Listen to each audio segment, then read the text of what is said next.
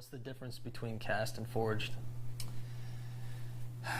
It's not what people think. I can take one of my cast wedges and bend it into a spatula. So it really depends on how they quench.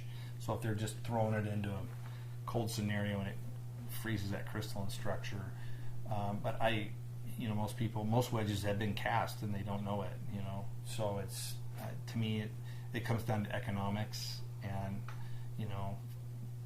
forge you can it's generally going to be more pliable and you can move it easier. And cast and forge aren't necessarily that much cheaper in terms of construction or manufacturing costs. So, the time it takes to do all that stuff with the investment, cut all the screws off versus, pounding it into a shape. So, it's really just down to.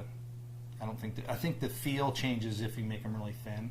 If you have thin walls on it, cast feels a little harder, and forge will feel a little softer with thinner walls. We try to make ours so that it's thick in the middle of the third groove up. It's got a meat behind it, so when you hit it, it feels solid. Mm-hmm.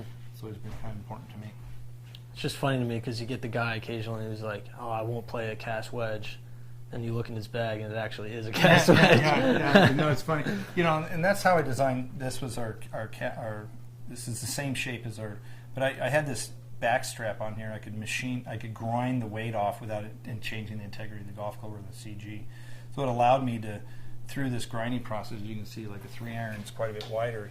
I can grind that to different gram weights because I use stainless, so it doesn't affect the plating process or anything like that. So I can control this part of the golf club to control weight, so we could get the swing weights if someone was an inch over length or or they're using a heavier shaft or a lighter shaft. We could customize the head weights. There you go. That's single length irons and cast versus forge for you. Thanks, Dave. Thanks.